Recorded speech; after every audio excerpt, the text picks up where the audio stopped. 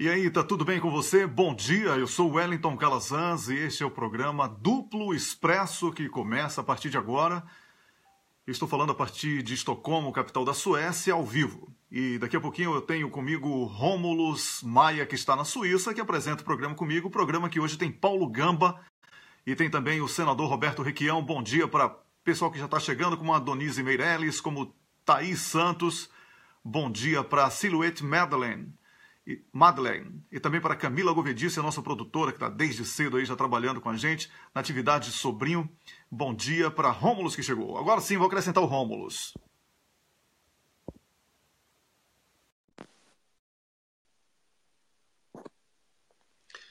Pois é, o Rômulus. Bom dia, Rômulus. Bom dia, Wellington Calazans. Bom dia para você que está nos ouvindo logo cedo, às 6 da manhã, nessa terça-feira. Que dia é hoje, Wellington? Hoje, dia 9. Muito fácil quando o primeiro dia do programa foi dia 8. Aí ficou. Aí eu já faço a associação. Se é o segundo dia do programa no ano, então é hoje dia 9. Inês Brás, que chegou. Também Dulce Helena Costa, do Tucanistão, né? Nils Ilva, que chegou. Bom dia para Beth Reis. Para quem mais? Olha aí, valendo aí o Rômulus. Bárbara Arenas, Santos, São Paulo. Apareceu que... agora tá falando que eu entrei como convidado no vídeo. É isso aí. Dri Bezerra, bom dia. Dri Bezerra, eu quero o meu milhão, Dri Bezerra. Cadê o nosso milhão lá? Pra gente fazer uma canjica, fazer um cuscuz nordestino. Carlos Krebs está com a gente, nosso amigo da equipe. Fátima Costa, Paulo Vasconcelos, Maria Cristina Melo Mendes, Wellington. Bárbara Arena deu bom dia. É isso aí. Então, bom dia também para Janaína Miranda, para Paulo Monteiro, para Sila Coutinho Camargo. Muita gente chegou. Bom dia. Compartilhando aí, curtindo a página. Além de curtir a página Duplo Expresso e as páginas que compartilham o programa com a gente, eu peço a você que acione aí como é que chama? A notificação, para que você seja informado quando o programa está ao vivo, tá bom? Isso é muito importante. Uma outra coisa muito importante é que tem muita gente querendo que a gente transmita já a partir do YouTube. Eu falei até que a gente poderia começar a fazer isso a partir de hoje, mas eu e Rômulus queremos fazer uma transmissão de qualidade. Então, alguns investimentos aí, esforço pessoal mesmo, né? O Rômulus fez um mega esforço pessoal. Você também. Fizemos aqui uns bons investimentos, eu diria. Então vai ser possível transmitir o programa em diferentes plataformas simultaneamente, mas isso só a partir de fevereiro, né? Porque assim, bom dia, Marcelo Montenegro, Marcelo Montenegro, que, nosso futuro comentarista aqui do programa também, colunista da página do programa. Ele já foi avisado por mim lá no WhatsApp, eu nem esperei a resposta dele, já estou anunciando. Intimidade é uma droga, né, Wellington? Intimidade é terrível. A gente já tinha conversado antes, então agora é só manter o que falou. Então é isso aí. O programa vai ser transmitido em diferentes plataformas esse ano, a partir de fevereiro, tá? Porque uma coisa engraçada é que estão gerando aí uma bancada do Facebook que vai julgar o fake news. Aí você vai ver o professor fulano, o colunista Beltrano. É o seguinte, fake news foi o que a gente cresceu vendo. O pior fake news não é aquele que a Globo, a Folha, o Estadão mostrou e mostra. É aquele que ele escondeu. Certo? Então, o que é que eles querem? Que a gente saia mostrando identidade, passaporte, CPF, endereço de fonte? Eles não vão ter isso, né? Se eles não vão ter, né? Então, eu conversei ontem longamente à noite, já quase madrugada daqui da Suécia, noite aí do Brasil, com o Miguel do Rosário do Cafezinho, nosso colega do blog O Cafezinho, blog do qual eu faço parte, e Rômulus também. E o Miguel estava falando comigo, nós vamos criar aí uma bancada de avaliação do que é fake news. Uma bancada independente do fake news, para a gente vai julgar com o público o que é que o Facebook e o que é que estão dizendo que é fake news, se é fake news e o que era para ser fake news, se não é fake news, ou é. Entendeu agora? É meio confuso, mas é isso.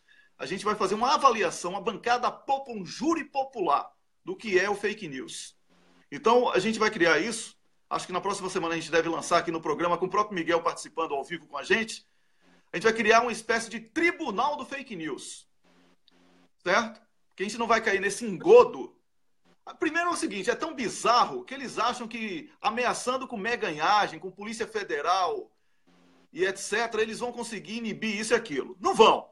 Para começar, que não vão. Brigar com tecnologia é tiro no pé, o pé vai ficar tão furado que não vai ter pé para furar. Tá? Segundo, a gente está na cara. Ontem eu tive comentários para moderar da página do programa e todos eram favoráveis a Lula.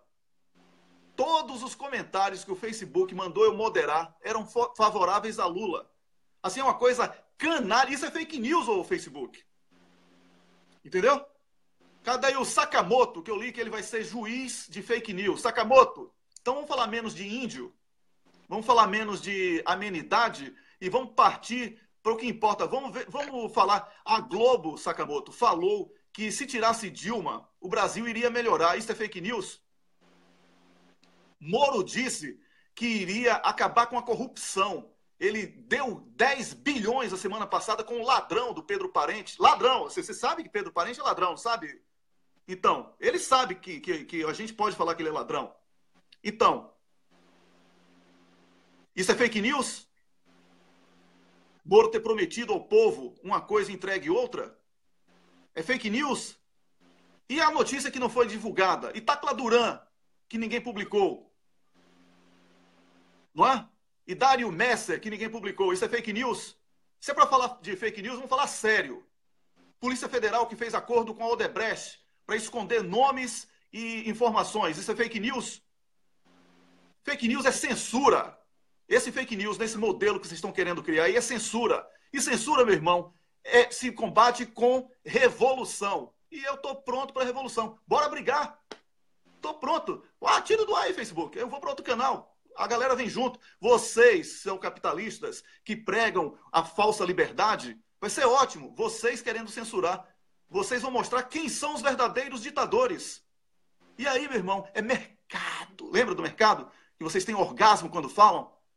Vocês vão perder mais de 70% da população brasileira que reprova isso que está aí. 97% reprovam Temer. Vocês estão do lado de Temer. É isso. Fake news é uma blindagem de Temer, da Globo, de Moro, de Cunha. Fake news é isso aí. Rômulus. Wellington, você falou várias coisas importantes. Eu vou me concentrar só sobre essa última do fake news, que é o seguinte. A gente viu, você falava aí que da Polícia Federal ameaçando com meganhagem. Eu conversava com outros juristas. A minha opinião, confirmei com outros. Essa história de Polícia Federal, se não tiver uma lei do fake news, que eles vão usar a Lei de Segurança Nacional, que foi editada em 83, lá no finzinho da ditadura, que ainda está em vigor. Inclusive, é a lei que a gente vai usar, Wellington, para julgar os crimes de lesa pátria dos entreguistas. Essa lei ela foi recepcionada pela Constituição, ela está em vigor. Só que a Polícia Federal ameaça usar ela contra blogueiros, contra veículos, se não tiver uma lei do fake news. Porque eles sabem que só com esse convênio não tem amparo constitucional para eles atuarem. Então, eles estão correndo para ver se aprovam uma lei. Aí eles falam, olha, se não tiver lei, a gente vai usar a Lei de Segurança Nacional. Isso é o bode na sala, isso é um blefe. Não existe usar Lei de Segurança Nacional nesse caso. Porque Lei de Segurança Nacional, o órgão para fazer julgamento são tribunais militares. Alguém imagina instalação de tribunais militares durante a eleição brasileira? Ou tocando medidas cautelares, imagina um tribunal, porque assim, aquela coisa, fake news tem que ser coisa rápida, né? O cara denuncia no dia seguinte, alguém imagina um tribunal militar emitindo, né, decisões cautelares numa eleição, e aí eles falam, não, mas aí a gente vai usar o artigo que fala de boatos que causem grave comoção popular, ou gerem pânico geral. Alguém que conhece direito penal pode falar que vai ter uma interpretação extensiva desse tipo penal para abarcar fake news e blog, para dizer que são boatos que geram pânico nacional, pânico geral? É evidente que não. Isso é um bode na sala. Se não houver lei de fake news, não vai ter, eles não têm amparo legal, não têm base legal e constitucional para agir. Então, isso aí, não entrem nessa. Isso aí é o bode da sala. Eles estão ameaçando com a história de lei de segurança nacional, mas é inaplicável. Já era a minha impressão. Conversei com outros juristas, conversei com pessoas, assessores legislativos, todo mundo é unânime. Isso aí é sem pé nem cabeça, não entrem nessa. Tem gente da blogosfera que está tentando ver se tem como fazer um acordo com os algozes. Isso parece síndrome de Estocolmo.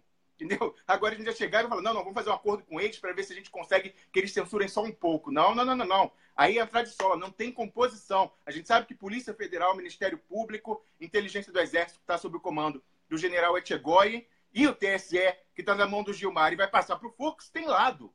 Então não há hipótese dessa fake news ir contra a Globo, que é a maior fabricante de fake news. Não há hipótese de contra os jornalões, Folha, Estadão. A fake news só pode ir contra os veículos independentes. E olha, Wellington, não tenho dúvida, se essa lei já estivesse vigindo e eu estivesse no Brasil e tivesse publicado aquele artigo que nós publicamos no domingo, vou repetir o título mais... depois eu falo. O artigo que nós publicamos no domingo, que se chama Moro e Dario Messer, o doleiro. O elo perdido e explosivo. O elo perdido e explosivo entre a Lava Jato e o Banestado. Se eu estivesse no Brasil e tivesse publicado ele, com certeza eles iam dizer que era fake news, porque eu identifiquei a fonte da inteligência que informou para você, ou a fonte de dentro que testemunhou a reunião do Odebrecht, em que se disse, Marcelo Odebrecht falou, que o homem que pode detonar Sérgio Moro a hora que quiser é Dario Messer, e por isso ele é intocável. Eles dirão que é fake news, em vez de averiguar coisas objetivas que podem ser aferidas, como o fato de Dario Messer ter passado incólume desde o Banestado por todos os escândalos nacionais, sempre contando com a proteção do Moro e da sua equipe. Isso não é fake news? Fake news, Wellington, é todo mundo que não noticiou isso. Inclusive a blogosfera, muitos leitores estão me questionando por que os outros veículos não estão repercutindo a matéria que vocês publicaram. Eu não sei, gente. Vocês perguntem para eles, eu não posso saber. Agora, o que eu quero dizer, Wellington, para fechar, dar essa notícia para o Dario Messer lá no Paraguai e para o Sérgio Moro. Em 24 horas, esse artigo já é o terceiro mais lido de todos os tempos do blog. Então, vocês estão famosos, né? A relação de vocês antiga, lá desde o Banestado, agora é de conhecimento público. Então, vamos ver aí se a gente consegue... evidentemente que ali não tem tudo, a gente ainda está investigando, estamos esperando os documentos que nos foram prometidos, então tem muita coisa boa para vir aí, não é, Wellington? Com certeza, muita coisa boa virá, mas tem coisa boa já aqui para a gente fazer a partir de agora no programa também. Eu estou em linha com o Paulo Gamba. Bom dia, Paulo Gamba. Alô, Wellington. Bom dia, Paulo Gamba. Já está no ar, você já está no ar, Paulo Gamba. Bom dia, Wellington. Bom dia, Camila. Bom dia, Rômulo. Bom ano para vocês. Bom ano para você também. Um ano fantástico para todos os telespectadores do Expresso 2. Não é? Não. Duplo Expresso. Você tem que... Duplo Expresso. Atenção. Expresso 2 é um cacete. Duplo Expresso. Não confunda. Peço desculpa. Não, tô brincando, Paulo Gamba. Paulo Gamba, você sabe que a gente é brincalhão aqui, né? Aqui a gente é teatral pra cacete, a gente dá aquela cara de que tá com ódio e tal, mas aqui todo mundo tem amor no coração. A gente só fica indignado com aqueles falsos profetas, não é? Aqueles que pregam uma coisa e praticam outra completamente diferente. Mas, Paulo Gamba, o que traz você aqui hoje é um tema que tem sido um pouco escondido no Brasil, não é? E até em outros países também, que é a frustração de uma tentativa de fazerem no Irã, que você chama de Irão em Angola. Você está falando de Lisboa hoje, não é isso, Paulo Gamba? Você está em Lisboa. Para falar de sol, aqui está chovendo, está cinzento, mas pronto, com duplo expresso aquece. É isso aí, você está em Lisboa aí, deve estar acompanhando aí o esforço enorme da imprensa europeia para dar uma versão totalmente fake news. Não é? O que aconteceu no Irã, eu vou antecipar aqui para o público, para quem não está acompanhando, tem um telefone seu aí que está gritando, Paulo Gamba, que está muito chato. Se você puder tirar esse negócio aí, esse vibrador aí. Eu tenho que dar uma notificação de Wellington. Deixa que eu... Não mexa não para não cair a ligação, tá? Então deixa aí. Eu queria falar com você o seguinte, tentaram armar uma primavera árabe no Irã, que você chama de Irão. Eu só vou ficar falando Irã. Aí você pode falar Irão. O público já está avisado. tá? E aí, o serviço de inteligência lá do Irã, que não é bobo nem nada, tinha sido avisado pela Rússia, como Dilma Rousseff foi, tá? E ao invés de agir imediatamente, esperou a formação de toda a cadeia para a manifestação, identificou quais eram os líderes, e quando eles saíram às ruas, o povo já estava preparado para isso. E esse movimento foi sufocado por um movimento popular em defesa do Estado e do governo. Então, você pode falar um pouco sobre a situação aí, o Paulo Gamba? É verdade, Wellington. Os interesses externos tentam, obviamente, resgatar uma espécie de primavera árabe. Mas deixa-me dizer aqui ao Wellington que, discordando consigo, e são poucas vezes que se acontece, a tentativa de uma primavera no Irão não começou ano passado de maneira nenhuma. Começou mesmo em 2011, também, quando houve o implodir daquelas manifestações violentas que acabaram com guerra civil, quer na Rússia, quer na Síria, como também aconteceu no Egito, na Tunísia. É importante, Rômulo e Wellington, o que nós temos que saber é que, porque temos que compreender porque é que o Irão chama a atenção das grandes potências, não é?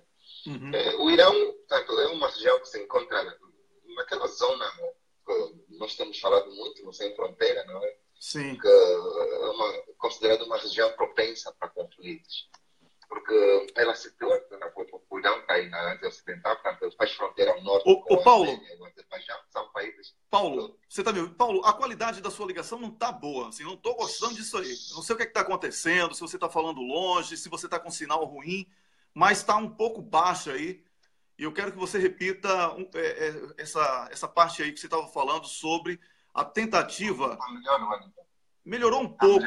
Melhorou um pouco, mas não fale muito próximo, não, porque distorce, também não fale muito longe, porque fica uma sensação de você está falando numa sala vazia.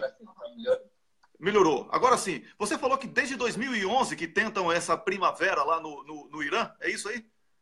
Exatamente, porque essa primavera resultou na Líbia, não sei se se lembra, resultou também na Síria, né? Sei. Resultou o povo egípcio foi... houve uma primavera suave no Egito, mas com requisitos fortes de golpe de Estado, não é? Tendo em conta que, depois da deposição do Hosni Mubarak, entenderam implementar um sistema, um Estado democrático e de direito no Egito, onde apareceu o ex-presidente Mohamed Morsi, que apareceu lá com a Irmandade Muçulmana, mas quando eles viram que o Mohamed Morsi estava a fazer uma reforma constitucional que não ia salvaguardar os seus interesses, simplesmente o retiraram daí e colocaram um general Al-Sisi, não é, que é o presidente hoje, que era o chefe da inteligência e que estudou, obviamente, nos Estados Unidos para não ser diferente. Mas eu estava a fazer um enquadramento da geopolítica do Irão. Eu estava a dizer que o Irão situa-se numa zona que é considerada uma zona propensas para conflitos. É só você ver os países com os quais o Irão faz fronteiras, não é? O Azerbaijão, o Turcomenistão, o próprio Cazaquistão, e aí há uma zona que faz também fronteira com o Afeganistão e o Paquistão. Portanto, é só para ver a estabilidade nesses países e ter uma ideia do que é o Irão. Portanto, o Irão, do ponto de vista global, ele está aí no Golfo Pérsico, né? Que faz, portanto, ao oeste faz fronteira com o Iraque e a própria Turquia. Repara, Wellington, que a própria Ásia Ocidental em si, as Nações Unidas definiam essa região como uma das macro-regiões, porque tem aí dois elementos estratégicos marítimos, que é precisamente o Mar Mediterrâneo e o Mar Vermelho, que estão aí próximos a este país. E repara que o Irão é um país forte e é muito rico. Mesmo em 2004, no universo de 193 países, o Irão já era o 17º classificado do ponto de vista do PIB. Não nos esqueçamos também que o Irão é um país que tem um mercado, ou seja, tem cerca de 80 milhões de habitantes, e o IDH, ou seja, o Índice de Desenvolvimento Humano no Irão, é considerado elevado, né? Está em 79º lugar. Então, o Irão também tem aquela maldição que nós chamamos a maldição dos bons, não é? O petróleo. Obviamente que essa commodity, o petróleo, atiça o interesse dos abutres que, quer dizer, penduram-se nos direitos humanos para aplicar sanções sob capa de programa nuclear que o Irão estava a tentar desenvolver, mesmo quando a Agência Internacional de Energia Atômica nunca provou que o Irão, de facto, desenvolvia urânio para fins bélicos. Então, eles forçaram esse país a assinar um acordo de redução do urânio em troca do suposto levantamento para sanções.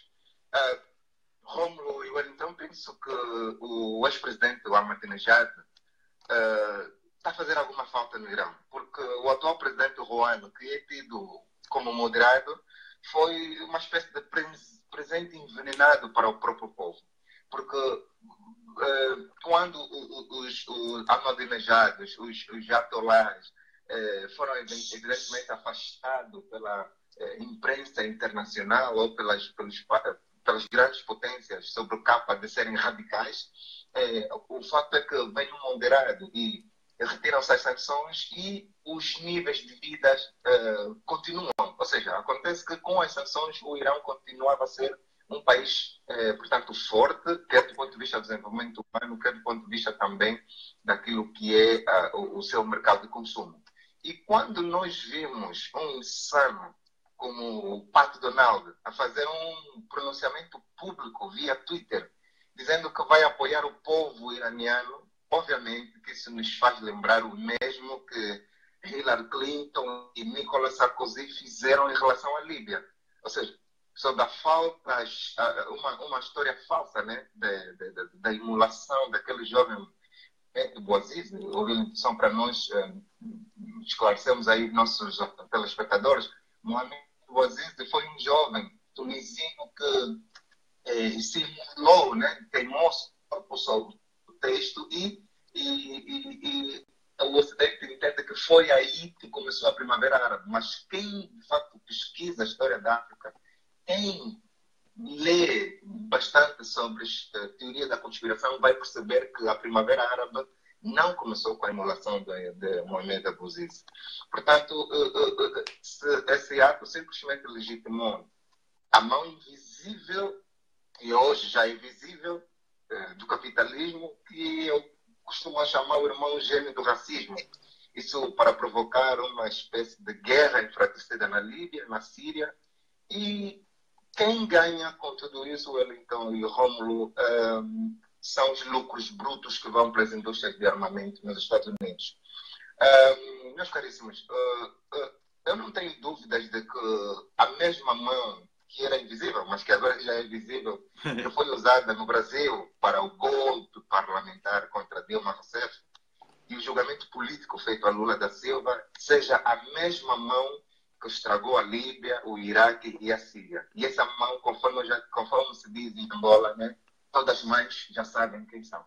Exatamente. Olha, Paulo Gamba, eu quero agradecer a você, porque é muito bom você, como angolano, professor universitário de Direito Internacional, uma pessoa que ministra palestras em diferentes países, traga para o público que acompanha o nosso programa essa certeza de que o que aconteceu no Brasil e o que está acontecendo, você citou bem aí a perseguição a Lula, como algo de interesse internacional. No Brasil, o sistema judiciário foi totalmente cooptado. Não estou falando que todos os juízes foram, mas o sistema judiciário totalmente, e mais a Polícia Federal e Ministério Público. E eles trabalham contra o Brasil e contra os brasileiros. E eu posso lhe garantir, e você pode anunciar para o mundo, vai haver resistência no dia 24, com certeza. Se condenarem Lula e tentarem impedir Lula de participar da eleição, o Brasil vai mergulhar numa crise civil como nunca antes já foi registrada. E nós temos informações muito quentes dos bastidores. As pessoas, inclusive, estão bastante articuladas. E eu estou aqui com o Rômulo nessa resistência. Sou grato a você por trazer essa verdade, fazendo esse paralelo muito bem feito entre o Irã e a situação nos outros países, na Líbia, e tudo passa por roubo de petróleo, não é? E tentaram isso em Angola também, tentaram desestabilizar a Sonangol, só que o angolano é politizado, né? Então, muito obrigado por você ter participado, mais uma vez, um ótimo ano para você. Próxima semana estaremos de volta. Espero que aqui em Estocolmo, conversando comigo aqui ao vivo, tá bom? É verdade, Wellington. Muito obrigado e um bom dia para todos vocês. E eu gostava de Expresso Duplo. Duplo Expresso. Você tem que acostumar com o nome, Paulo Gamba. Um grande abraço para você. Ok, tchau, tchau. Eu conversei aqui com o Abel Paulo Gamba, professor de Direito Internacional, nosso comentarista de política internacional também. E, Rômulo, enquanto você vai conversando aí, eu vou tentando o contato já com o nosso próximo convidado. Que cirurgia aí, né? Que foi feita pelo Paulo Gamba. Você que também que é especialista na área de política internacional. Wellington, eu achei muito importante o que ele lembrou, você lembrou no início, aliás, quando estava chamando ele, que é a questão que a inteligência da Rússia alertou o Irã e o Irã agiu. A inteligência da Rússia, como você falou, também alertou a presidente Dilma Rousseff. E aí o pessoal no Brasil fala que é teoria da conspiração. E aí fica esperando. E você sabe que a inteligência da Rússia, Wellington, ela também alertou o Erdogan da Turquia.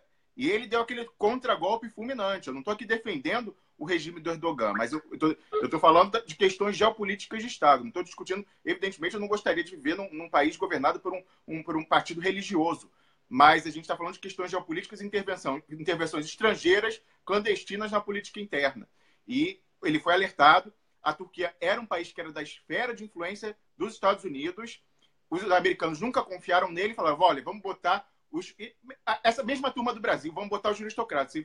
A Rússia avisou e acabou. Fala, Wellington. Rômulo, desculpa eu cortar aí. O senador Requião já está aqui com a gente. Bom dia, senador Requião. Bom dia, Wellington. Tudo bem? Estamos também com o Rômulo, na Suíça. Pode cumprimentá-lo. É um prazer conversar com vocês mais uma vez. O prazer é nosso, senador Requião. Era impossível, na primeira semana do ano do nosso programa, não tê-lo como nosso convidado.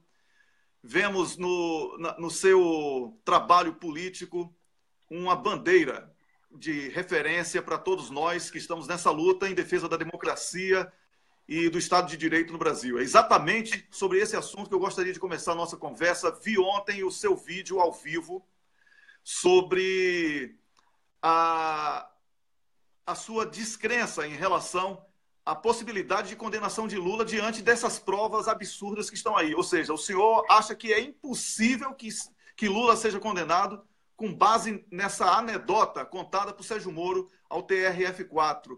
O senhor confirma isso para a gente aqui, senador Requião? Well, do ponto de vista do direito, a condenação não é viável. Porque o assunto de que se trata é a história de um apartamento num edifício numa praia em São Paulo. Você sabe que Dona Marisa havia comprado o apartamento, estava comprando o apartamento desse edifício há 10 anos. Era no terceiro ou no quarto andar. Um apartamento singelo. Uma espécie do Minha Casa, Minha Vida num edifício de praia. Um apartamento pobre, um apartamento simples. O Lula sai do governo com 84% de apoio popular no Brasil. Os empreiteiros que estavam tomando a obra de construção do edifício propõem ao presidente que ele ficasse com a cobertura. O Lula visita o apartamento e rejeita a mudança. Ele afirma que não havia gostado do apartamento, que não lhe agradava. Então, os empreiteiros que construíam a obra se propõem a modificar o apartamento, mesmo a revegia do Lula. Fazem algumas modificações para agradar o presidente. Agora, cá entre nós, eu e você, temos dúvida alguma que nessa troca do terceiro andar para a cobertura, muito dificilmente esses empreiteiros que representavam um grande grupo de empreiteiros que trabalhavam no próprio Estado brasileiro, cobrariam do Lula esse apartamento. Eu acho que a intenção deles era presentear o Lula com a mudança. Ele pagava o que já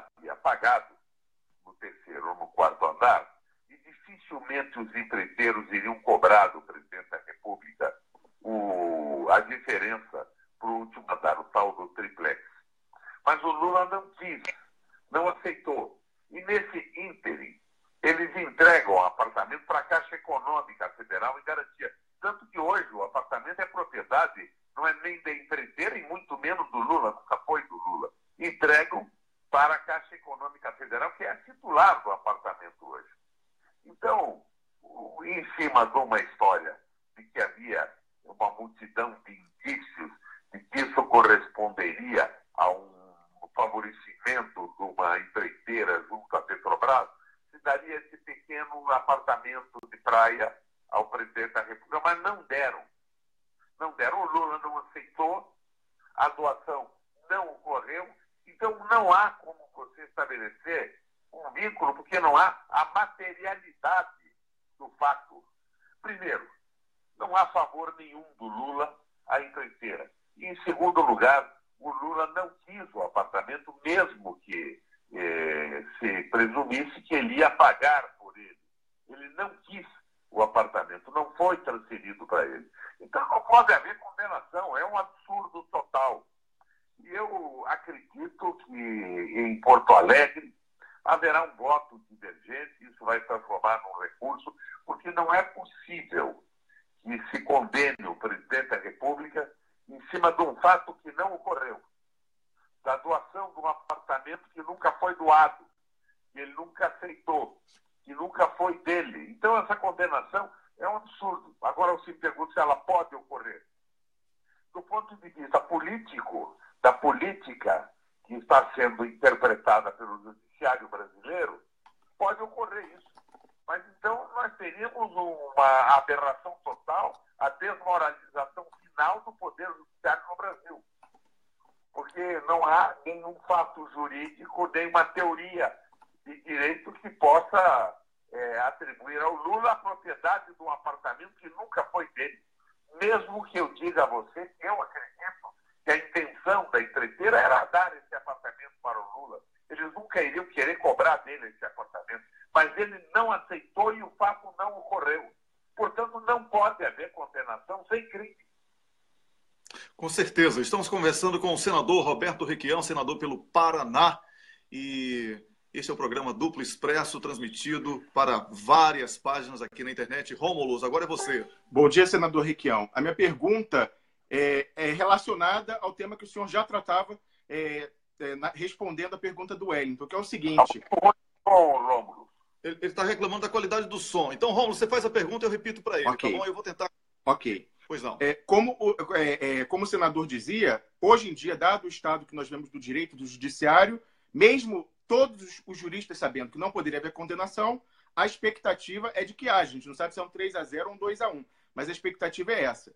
Como eu falava ontem com a senadora Gleisi, o direito hoje no Brasil é desculpa. Toma-se primeiro a decisão política e usa-se o direito para uma interpretação louca do direito para justificar, entre aspas, a decisão. Eu queria perguntar para o senador o que ele acha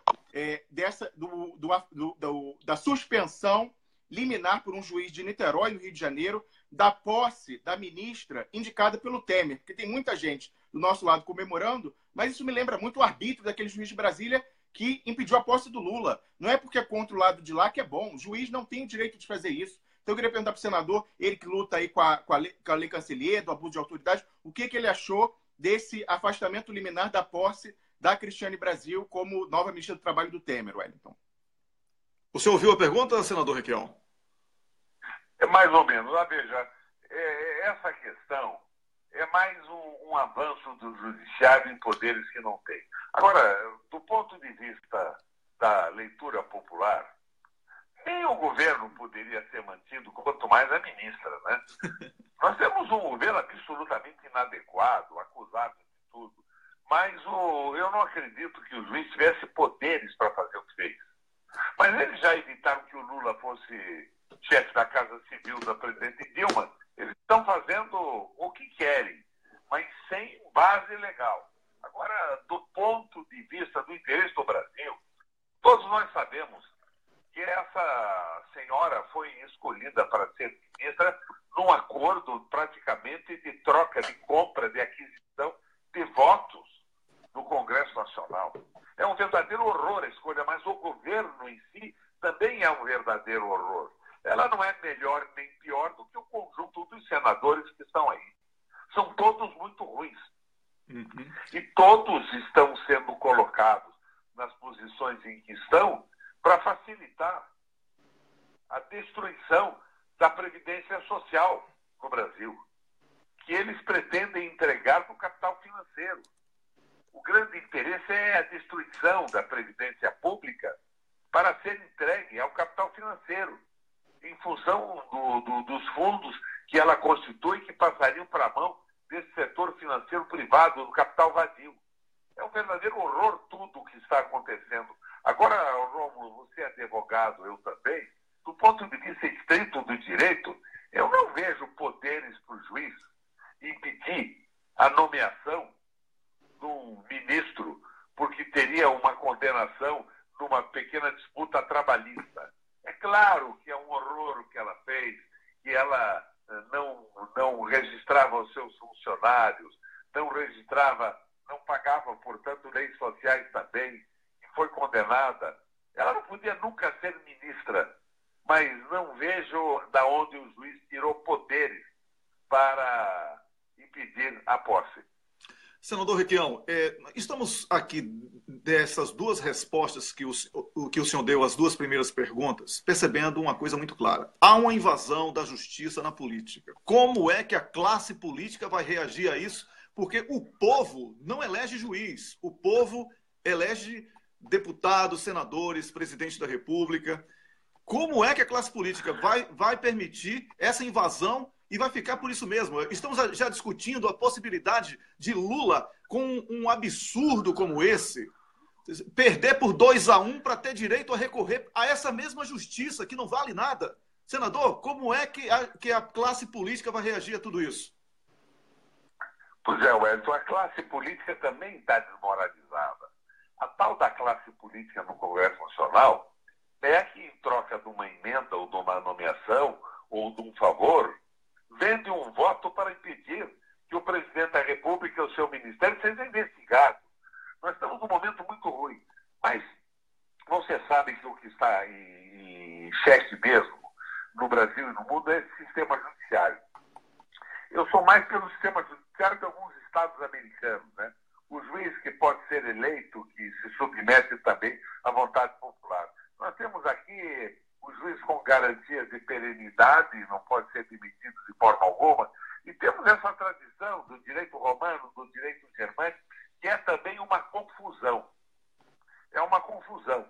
O país vai aumentando a população, a justiça vai se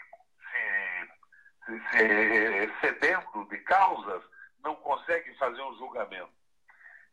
Existe um partido que foi fundado no Brasil, chama-se Partido Operário, que foi fundado por um grupo de intelectuais e trabalhadores brasileiros no ano da proclamação da República, que ele propunha o fim desse direito como está sendo praticado no Brasil.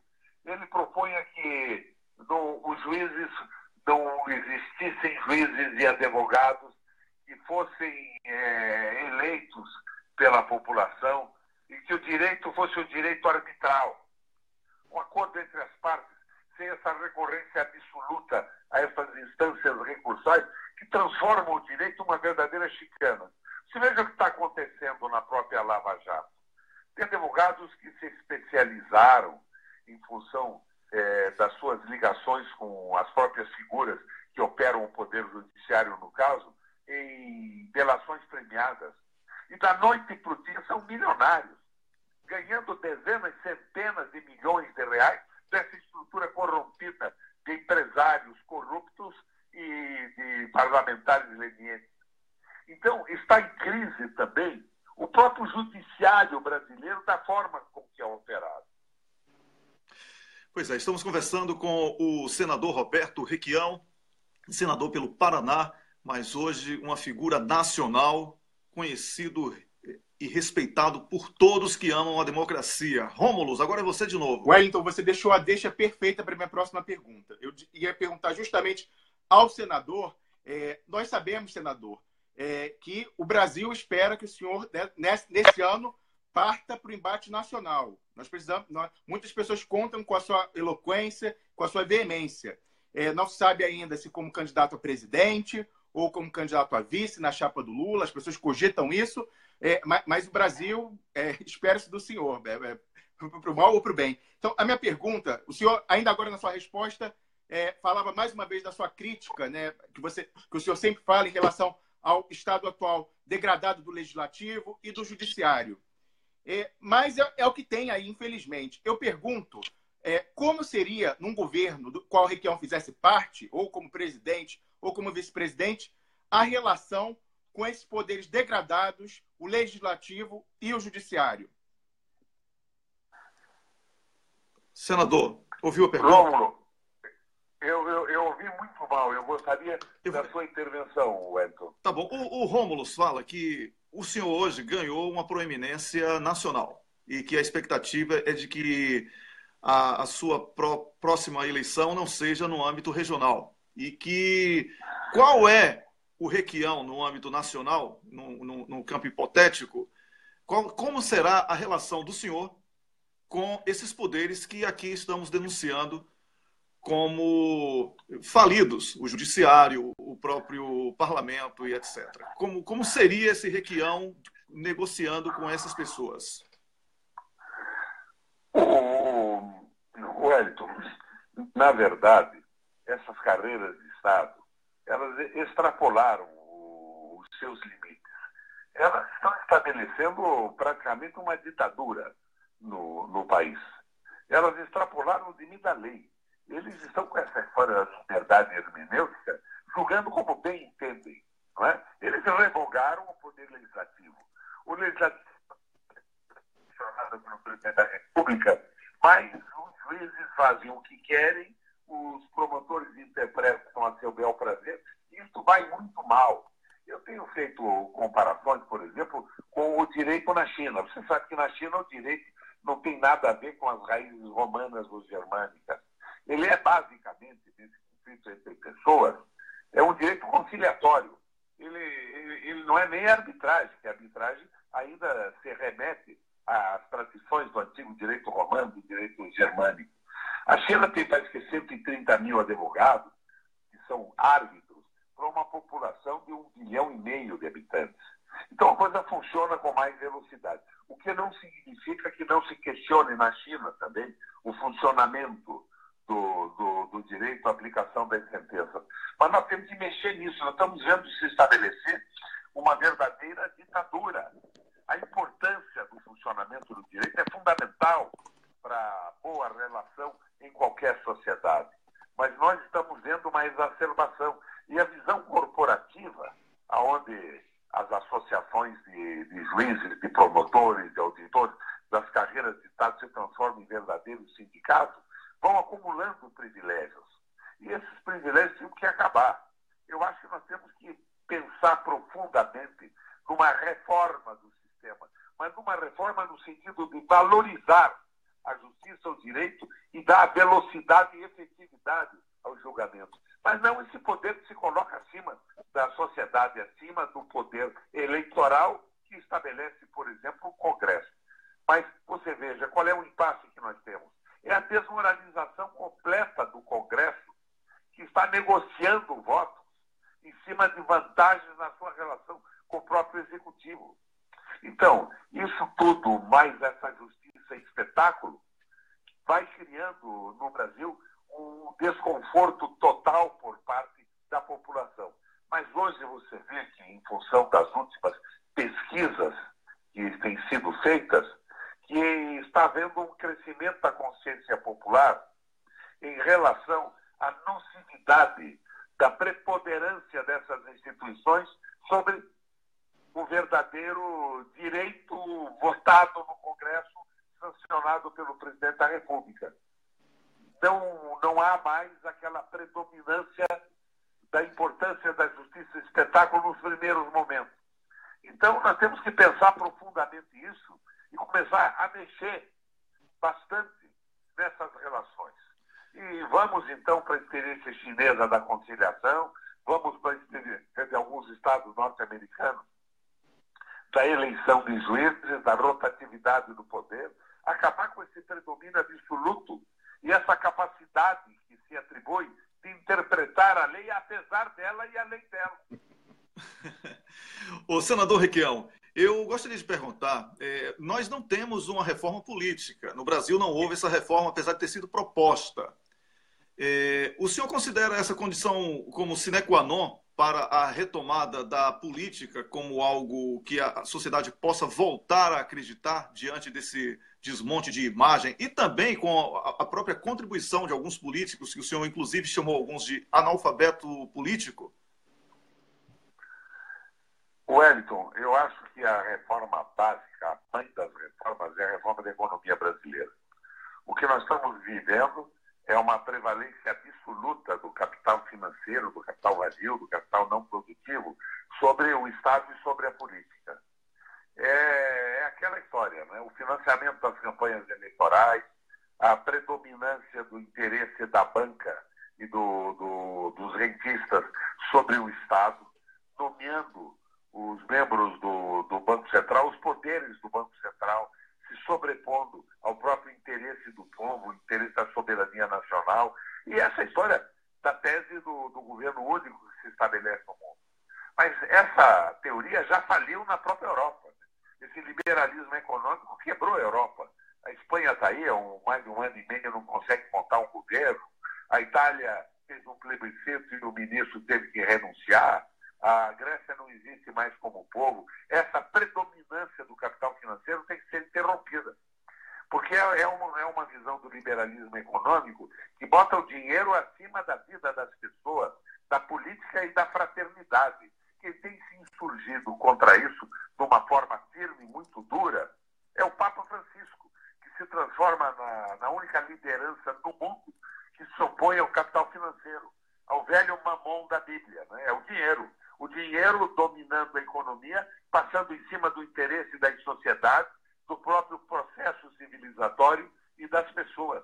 A mãe das reformas é a reforma econômica, é a retirada do poder financeiro acima de todas as instituições do país. É isso aí. Rômulo, agora é você que pergunta. Vamos tentar agora. Vamos embora. Senador Roberto Requião, o senhor tem uma tripla formação, digamos. O senhor é jornalista, o senhor é advogado e o senhor é uma liderança política. Tomando partido dessas três dimensões, eu pergunto ao senhor o que nós, da mídia alternativa e forças políticas, podemos fazer para dar combate a esse golpe comunicacional, que é essa história de coibir fake news no arranjo entre o TSE de Gilmar Mendes, a Polícia Federal, o Ministério Público, que tem lado na política, e a inteligência do Exército, controlada pelo general Etchegoyen.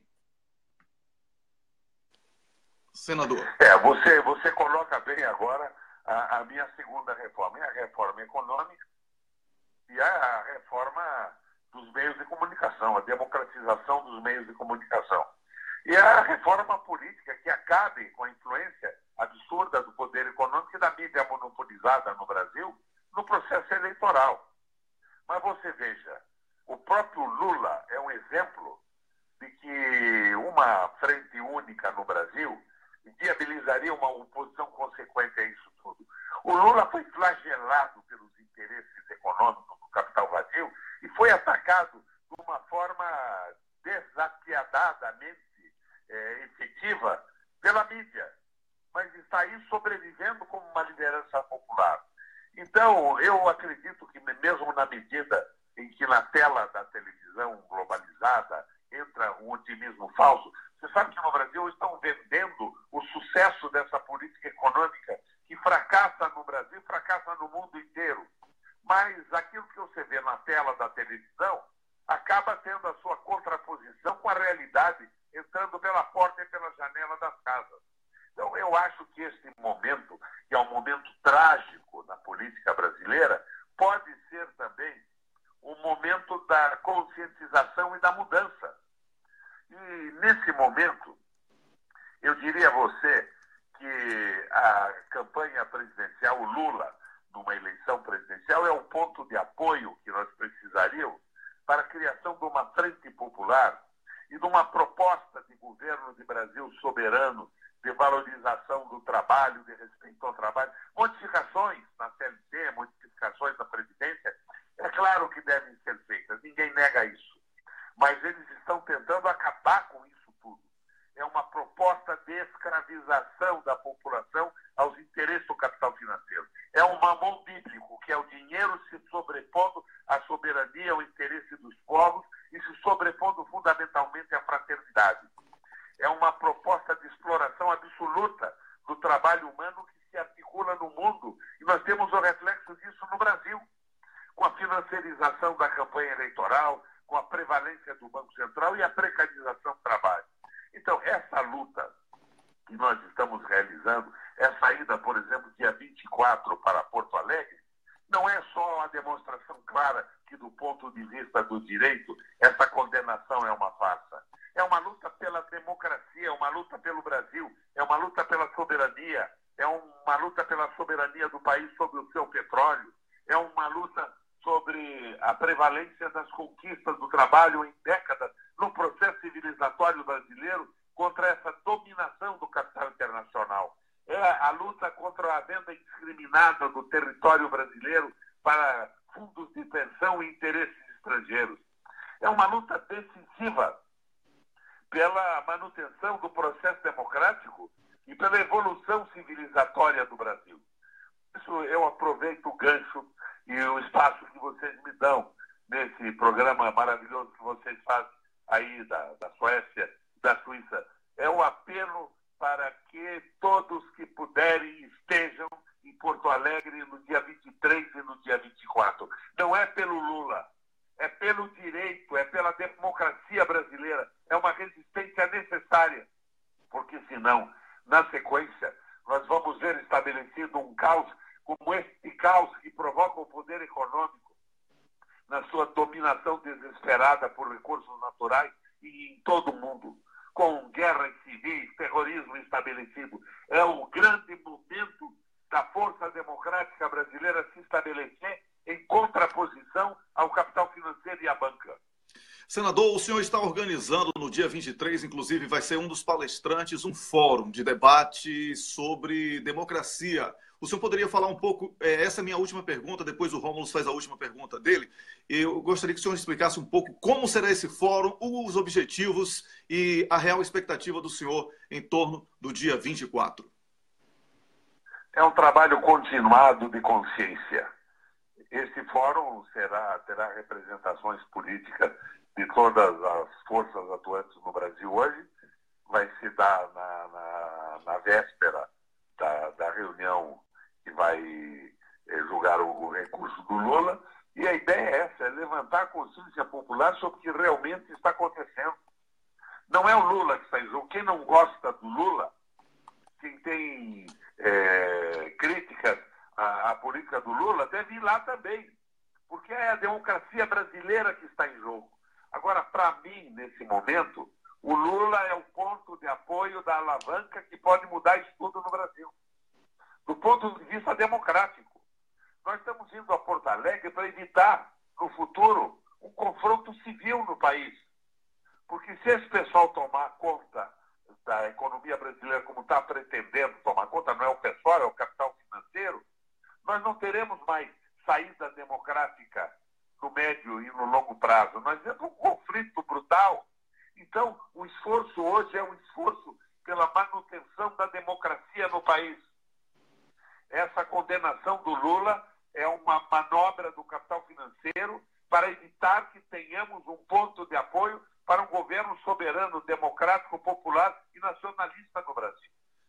É muito importante essa reunião do dia 24, mas não é só o fórum.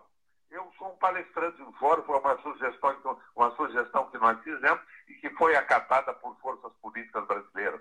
Eu vou participar dele, o senador Pedro Paim vai participar, os partidos políticos vão participar, e eu ainda faço um apelo ao PDT, ao Ciro Gomes, a esse pessoal todo, que se some a nós.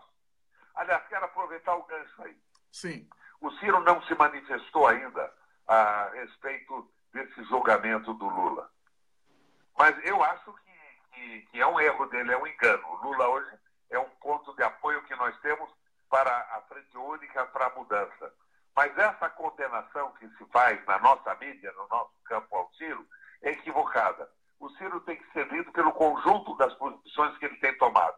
Ele foi ministro dos governos do PT, ele se opôs ao golpe com toda clareza, e não é pela discordância que forças que estão no nosso campo têm com ele sobre a sua última atitude que devem criminalizá-lo.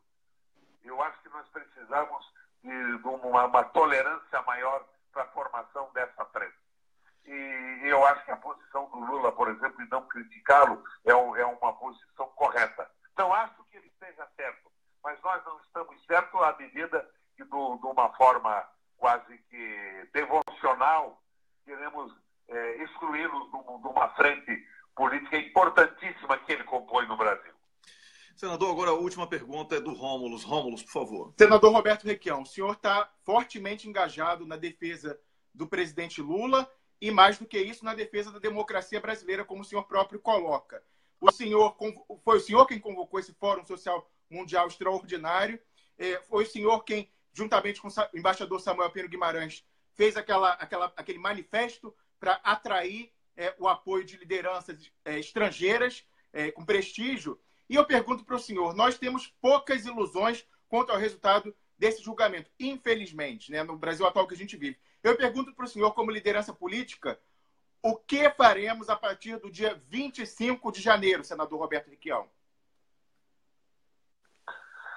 Eu não acredito que o TRS condene o Lula de uma forma definitiva.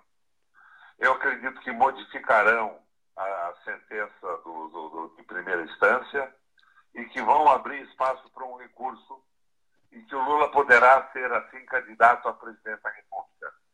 Porque esta história de que o presidente da República do Brasil recebeu um apartamentinho, que é quase um projeto de minha casa, minha vida, em troca de favores, é de um ridículo absoluto, é uma forçação de barra que eu penso que o judiciário vai refletir muito antes de entrar nessa aventura.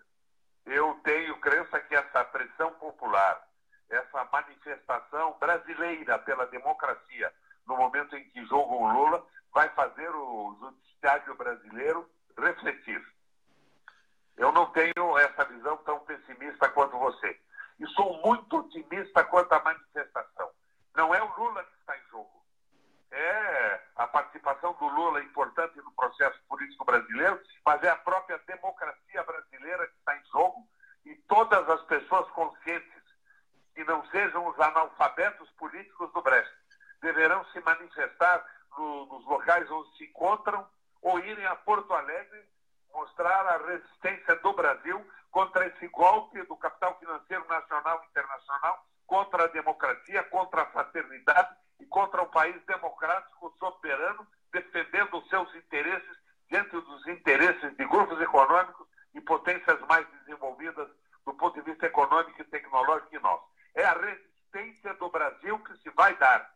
E eu acredito muito na pressão que esta resistência resultará em relação ao julgamento do tribunal. Não acredito que o judiciário vai cometer essa brutalidade, essa estupidez que se presume que tomará hoje.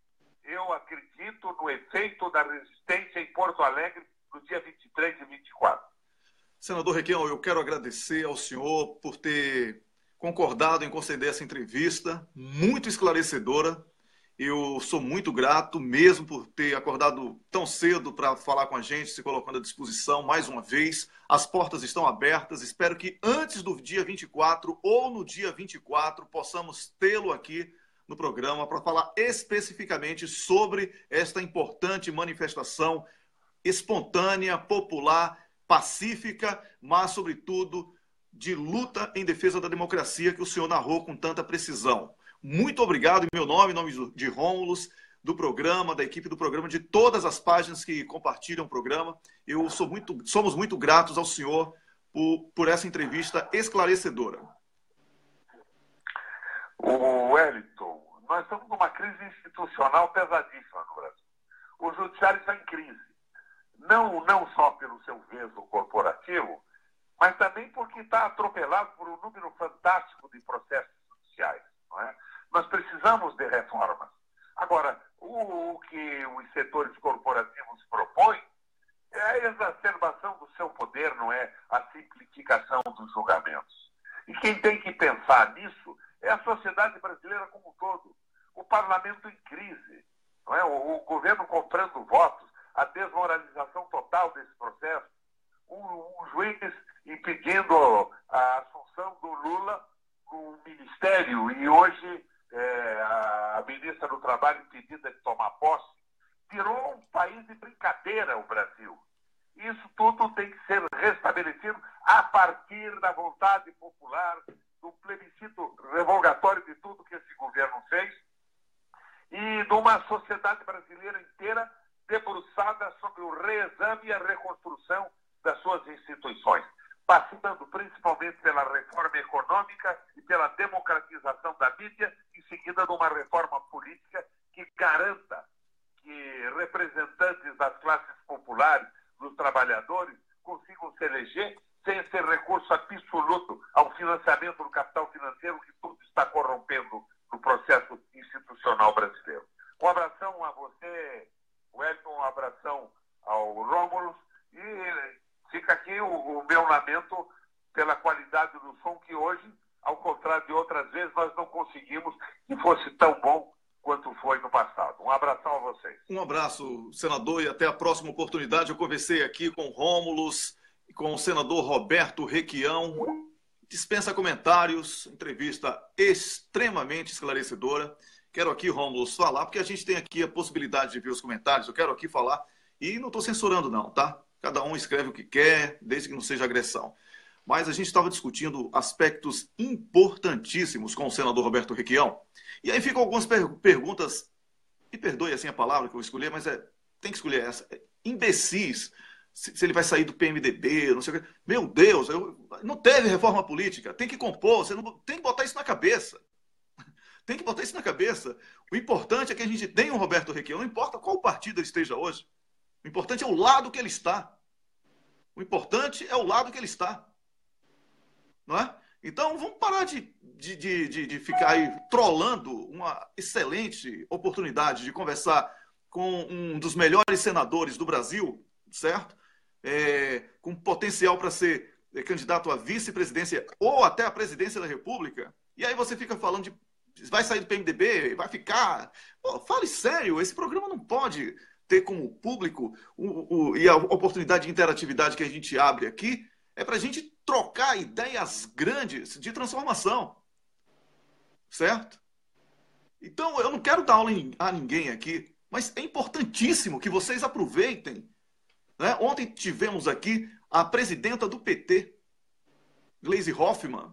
Hoje, o Roberto Requião. Vocês precisam fazer a pergunta certa, eu preciso aproveitar a pergunta de vocês. Então, como é que eu vou fazer interatividade com o público? Vocês estão fazendo uma pergunta totalmente desconectada do debate. Olá, Rômulo, beber água aqui. Beba água aí para se acalmar, porque às vezes a gente se exalta mesmo. E a gente conversou, inclusive você falava da nossa entrevista ontem com a senadora Gleisi Hoffmann, presidenta do PT. Ela falava, não há como governar o Brasil sem alianças. Evidentemente que a gente aprende com experiências do passado, né? Qualquer ser humano aprende com experiências do passado para não repetir os mesmos erros. Ela falou que estava procurando os partidos de esquerda para fazer uma aliança programática pela reconstrução nacional, inclusive o senador Requião, qualquer liderança popular, progressista e ligada aos interesses nacionais é bem-vinda para uma formação de uma frente ampla. Agora, na hora da composição, há que se negociar com quem está ali. Não houve a reforma política. Então, o parlamento que vai ser eleito, oxalá as pessoas se conscientizem e elejam melhor esse ano, de 2018. Sou cético quanto a esse ponto, infelizmente. Então, a gente vai ter que negociar com as pessoas que estão lá.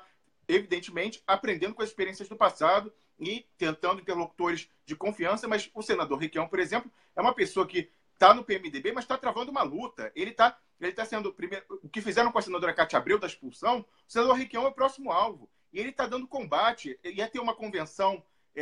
Então, a gente sabe disso, que a gente conversa com o pessoal. Ia ter uma convenção em dezembro, relâmpago, convocada pelo Jucá, para definitivamente comprar o PMDB. O PMDB ia virar o cartório dele para vender candidaturas no Brasil todo. O senador Requião e pessoas, né, próximas a ele no partido se insurgiram, entraram com ações, fizeram uma brava resistência e conseguiram impedir esse avanço do Jucá. Então, se ele for sair do PMDB, ele vai sair batendo, que é para provocar o maior dano possível como grande combatente nesse pessoal que tomou o velho MDB de guerra, colocou esse P de prostíbulo e transformou no que a gente está vendo aí. Então, se ele for sair do PMDB, ele vai levar embora o MDB velho de guerra, o Manda Brasa, e vai deixar esse P de prostíbulo para o Jucá, para o Cunha, para o Temer, para esse pessoal aí, não é, Wellington?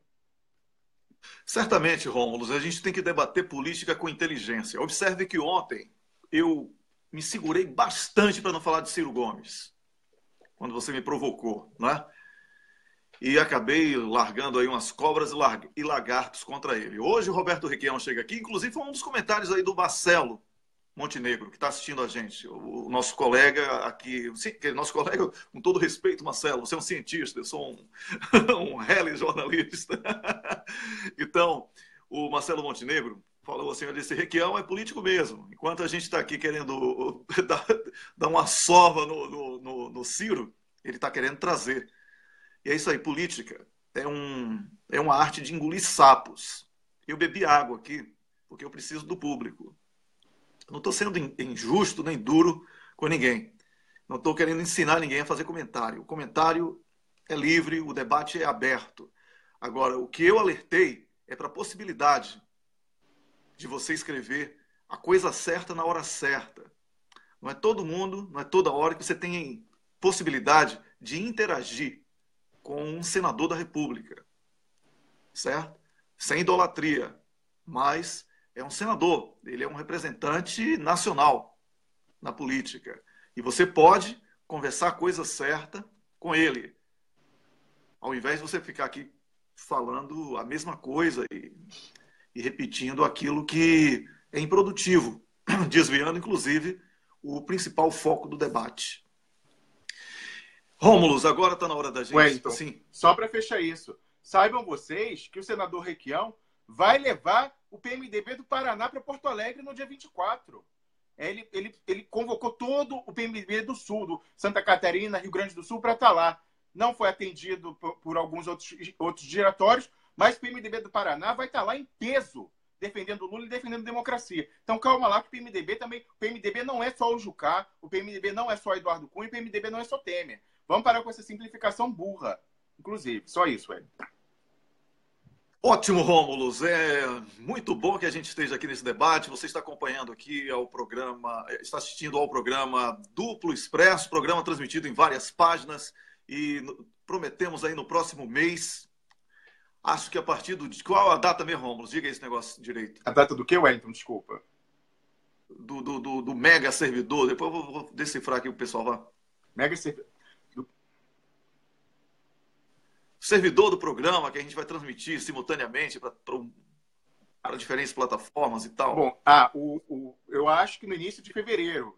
A promessa da chegada é no dia 8 de fevereiro. Se tudo correr conforme previsto, a partir de 8 de fevereiro, a gente vai ter o hardware para arrasar em todas as redes sociais ao mesmo tempo. Transmissão ao vivo no Twitter, ao vivo no Facebook, ao vivo no VK, ao vivo no YouTube, que é o YouTube da Rússia, em todas, não vai ter como. Naquela plataforma, Wellington, que usa a estrutura do Bitcoin, não vai ter como calar essa rede que se reúne aqui todo dia às 6 da manhã, Wellington. Pois é, então o Rômulo fez um mega investimento aí, eu tenho que fazer essa propaganda, Rômulo, tá? O Rômulo fez um mega investimento aí, num mega servidor com 18 processadores, e nós vamos poder transmitir simultaneamente em diferentes plataformas. Além disso, eu também fiz aqui, mais modesto e tal, mas um investimento também muito interessante também para isso, para a gente fazer um streaming muito bom. E o detalhe, onde a gente quiser. Assim, eu posso combinar com o Rômulus uma cobertura de um evento importante qualquer, e a gente vai ter a condição de transmitir com a mesma qualidade a partir do local onde estivermos. Isso tudo para que você possa ter o melhor, a informação chegando primeiro, a verdade chegando primeiro, que é o slogan, inclusive, do programa, a verdade chega primeiro, não é? O primeiro programa de notícias do dia. E a gente vai, a Dulce Helena está falando VK também, não é WK, não, é VK. A gente vai tentar também pelo VK, a gente vai tentar por outras plataformas, o Vimeo, que a gente tem canal lá no Vimeo também, tá? Onde tiver, a gente vai tentar chegar, porque virar refém de uma plataforma não dá não, isso aí não dá. Além disso, a gente está com a nossa página, tem teste ainda lá, a página, você pode visitar duploexpresso.com, é a nossa página, a página do programa, e a gente vai colocando sempre os recortes do programa para que você tenha facilidade de acompanhar o que foi dito, a entrevista, o comentário, para facilitar a busca. Somos muito gratos a você que curte a página, curte todas as páginas que transmitem o programa e que aumentam a nossa audiência. Todos os dias, você que aumenta, você que curte a página, aciona aí as notificações, muito importante que isso seja feito, tá bom? Eu quero só falar para passar para você, Rômulo, eu fico muito feliz quando ficam chamando a gente de meninos, né? Eu fico toda hora trazendo o copo aqui para tirar a dentadura e botar. Aí fala, eu leio lá, meninos, aí bota a dentadura de novo no lugar. Vai lá, Rômulo. O Wellington ia falar outra coisa, mas falou agora de meninos, eu lembrei, eu quero mandar aqui um beijo especial para a família Jorgensen, lá do Rio de Janeiro. Você sabe, Wellington, que eles são membros fundadores do PT, a Zuleika, que é desembargadora aposentada do seu trabalho, o marido dela, o Mauro, eles assistem a gente, e aí eu soube, né, que eles chamam, quando a gente fala assim, meus garotos estão no ar já, não sei o quê, então queria deixar um beijo especial para essa galera que acompanha a gente aqui sempre, os artigos, e estão na luta aí desde lá, diante da fundação do PT, fundando, e estão aqui junto com a gente todo dia. Wellington, você falava essa questão de não ficar refém da plataforma, de nenhuma plataforma, e eu queria lembrar que, mais uma vez, ontem, ao longo do dia, eu fui proibido pelo Facebook de compartilhar conteúdo meu nas páginas que eu administro, na página do Cafezinho, na página do Duplo Expresso. Então, assim, realmente não sabemos se é uma coisa deliberada, porque o Facebook recebe dinheiro do governo Temer, não sabemos se são aqueles exércitos de robô e de militância paga, de extrema-direita, que fica fazendo denúncia em massa, mas, se for o caso, o Facebook está pecando por omissão, porque ele tem que fazer alguma coisa, ou certificar a página, ou fazer o que for para impedir que a gente seja vítima disso, porque o pessoal me falava, Wellington, nesse post que eu falei, novamente, dessa censura voluntária ou por omissão do Facebook, o pessoal falou que quando eles denunciam material de ódio contra o Lula, de ódio contra o pobre, recebem de resposta do Facebook. Ana Tomazini, nossa amiga, falava isso ontem, que ela denuncia todo dia e recebe de resposta falando que isso não fere o código de conduta do Facebook. Agora, esse pessoal, eu quero que alguém me explique por que o meu conteúdo é suspenso, qual é a base legal, a base do código do Facebook que eu estou ferindo. Eu quero saber isso, porque estão permitindo que essas pessoas, por denúncia em massa, calem a gente momentaneamente. Então, o Facebook não pode se eximir falando que é usuário fazendo, não. Ele tem que dar uma solução, porque é muito fácil. Quando a lei se omite, no caso a lei, que é uma lei privada do Facebook, o forte é a lei da selva. O forte vai vencer o mais fraco, vai subjugar o mais fraco. Então, o Facebook não pode querer sair da discussão e dizer que isso são pessoas, eles têm que dar uma solução a isso, Wellington, diga. Olha, é o seguinte, eu vou responder a sua pergunta. O Facebook está fazendo isso porque é uma plataforma fadada à bancarrota. Tá? Já venceu o prazo dele. E vai virar Orkut. Eles querem ursinhos carinhosos nos posts. E ninguém está mais aí para isso. Porque eles querem intervir nas democracias dos outros, mas na hora que os insatisfeitos com essa intervenção começam a resistir, eles vêm com esses factoides aí de fake news, de não sei o quê, e a tendência é de que eles sejam abandonados. E serão abandonados por uma questão lógica. Nenhum país inteligente vai querer que uma plataforma que defende interesses exclusivos dos bancos e da indústria do petróleo invada a sua sociedade para narrar o que deve ser certo e o que deve ser errado. Aqui na Suécia, no início desse ano, e também no final do ano passado, o principal tema de debate foi exatamente a necessidade de se tornar independente do Facebook. Então, é um debate que já está muito vivo aqui. Ontem, inclusive, o principal jornal daqui, que é de direita e tal, mas é o principal jornal daqui, que é o Dagens Nyheter, estava falando da importância de jornalistas lançarem os seus canais de comunicação próprios, com plataformas independentes. Porque, e olha, eu estou falando de jornal de direita daqui, né? Porque ele acredita que não há como sustentar o modelo de monopolização ideológica e que vai ser a independência editorial individual que vai transformar uma cadeia muito forte de resistência a esse avanço de tentativa de monopolizar a comunicação internacionalmente. Então, o Facebook hoje, ele defende as ações que ele investiu no roubo do petróleo do Brasil, as ações que ele investiu no roubo de outros países. Ele não está preocupado mais, ele vai virar Orkut. Ele já sabe disso. O pessoal aí que usa Linux e que constrói a rede Linux está construindo uma rede muito melhor do que o Facebook, que vai ser lançada, acredito que já esse ano.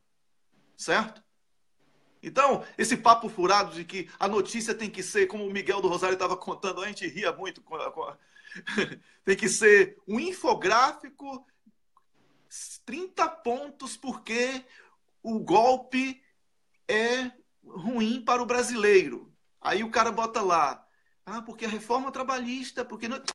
fala isso é jornalismo? Isso é marketing de quinta categoria, meu irmão. Isso é marketing de quinta categoria, tá? Então eu não venho com esse papo furado de que é fake news. É o quê? O que é notícia bonitinha? É Miriam Leitão pregar que vai haver uma porcaria de um apagão desde Lula, desde Dilma, que nunca aconteceu. Apagão foi do cérebro dela. Certo? E quem é que vai punir os 13 anos de apagão que Miriam Leitão pregou na Globo? Não é? Quem é que vai pregar? Quem é que vai punir isso? Quem é que vai punir a Globo, Bandeirantes, SBT, que estão aí e que disseram que, tirando Dilma, os seus problemas acabaram, né? Eles falavam assim. Os seus problemas acabaram. Cadê? Quem é que vai punir? Quem é que vai punir a omissão da verdade? Porque fake news, a mentira tem perna curta. Com a internet, qualquer googlada aí você desmente a mentira. Agora, eu quero saber quem vai dar visibilidade à verdade. Se o monopólio da comunicação é de uma casta de 1% de ladrões, corruptos, mandando na comunicação brasileira. Os irmãos Marinho estão envolvidos num dos maiores escândalos do mundo, da FIFA. E estão aí arrotando caviar na nossa cara. E ainda falando que tem que condenar Lula. Por 3-0, para Lula não poder recorrer. Assim, é um assalto todo dia. E ninguém fala nada. Como é que pode? Que fake news é esse aí?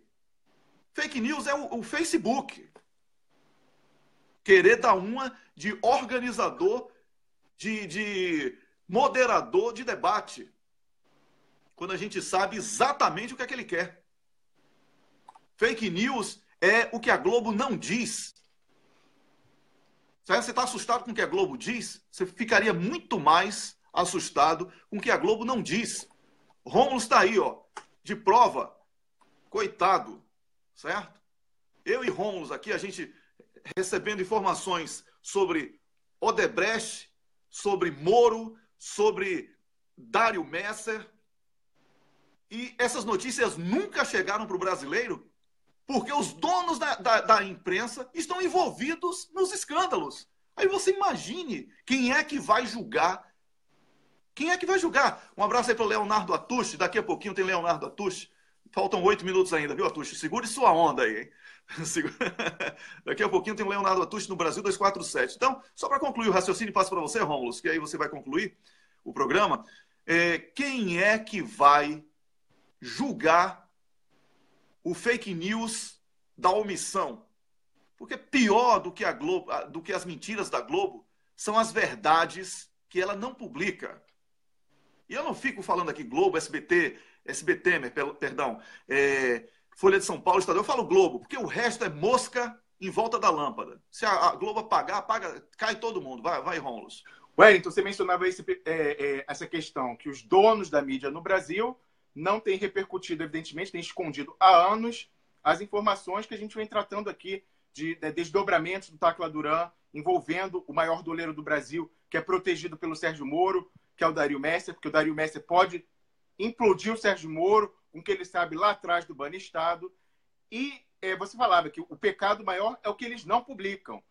Nós sabemos que a Folha de São Paulo vem discretamente, nos dias de menor movimento, já tentando soltar uma coisa aqui, uma coisa ali, porque já viu que a casa da Lava Jato vai cair, ainda mais quando a gente publicar aquele material da entrevista da fonte da Odebrecht.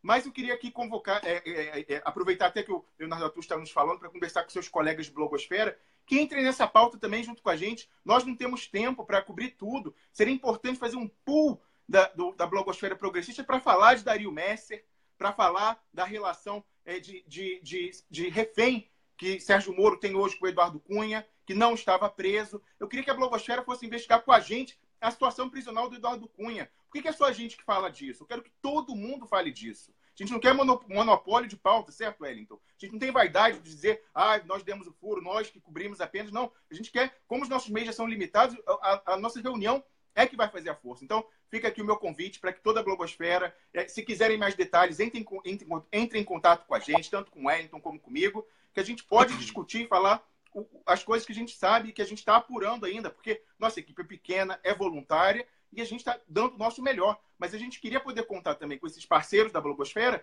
para ir atrás disso, não é, Wellington? Com certeza. Rômulo, ontem, a gente tem que concluir agora.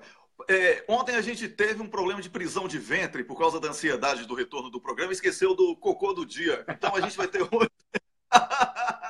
Então, depois de ter tomado o laxante aqui, a gente vai ter 2. Ou então hoje a gente tem direito de eleger 2 cocôs do dia, tá bom? O de ontem e o de hoje. É retroativo. Muito bem. Então, diga um, eu digo outro. E o público... Não, faz o seguinte, nós 2 definimos um e o público define o outro, tá bom? Vamos lá. Wellington, para mim, o cocô do dia seria o presidente do TRF4, né, que foi pego em flagrante lá, antecipando o julgamento do Lula, furando fila, e veio com desculpas estapafúrdias. Qualquer pessoa que conhece o direito sabe que ele está mentindo. Ele está mentindo. Então, mais uma vez, mostrando o arbítrio, a excepcionalidade, quer dizer que é do estado de exceção, desse julgamento, entre aspas, que não é julgamento, é uma farsa, do presidente Lula lá no TRF4, Wellington. Pois é, o Rômulo, então qual o nome do seu cocô do dia aí? Desembargador Thompson Flores, Wellington, que é filho ou sobrinho, salvo engano, de um ministro do STF, Thompson Flores, da ditadura, da extrema-direita, de um ex-prefeito de Porto Alegre, que foi biônico, nomeado pela ditadura. Então a gente sabe bem qual é a linha mestra ali nessa casa Thompson Flores, Wellington. Pois é, o meu voto vai para o TRF4 todo. Porque só de sabermos que há uma antecipação do voto, eu acho que, quando isso acontece, a justiça já está desmoralizada. A condenação que Sérgio Moro impôs a Lula é tão absurda que o TRF4 deveria ter advertido Sérgio Moro de que ele não tem competência para ser juiz. Porque é uma coisa tão bizarra que não era para ser julgada, era para virar piada. Então, o TRF4 todo, para mim, é cocô de ontem, tá? Agora o público está mandando aqui, tem muita gente, tá difícil escolher o segundo cocô. Tem gente dizendo que é a Rede Globo, tem gente dizendo que é o judiciário todo. Então, vamos fazer assim, vamos de PIG e de judiciário.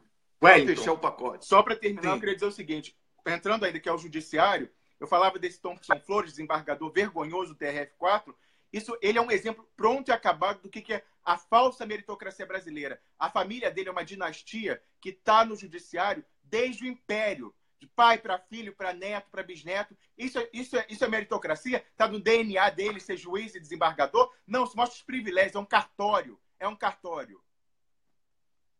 É isso aí. Então, o judiciário com ênfase aí para esse presidente do TRF4, nesse caso específico, e também para o PIG, com um destaque especial para a Rede Globo, que está querendo aí convencer o povo brasileiro de que Luciano Huck é a solução. Pô, eu tenho que rir. Wellington, tem que falar. Todo mundo vai lá ver no meu perfil, no Facebook ou no Twitter, a charge genial do Aroeira, nosso parceiro, sobre isso hoje. Vai lá ver que ele fez mostrando um Extreme Makeover. O Aécio Neves foi lá pro Projac, foi se maquiando e virou Luciano Huck. É a mesma coisa. É isso aí. Essa Rede Globo é uma piada. Vamos nessa.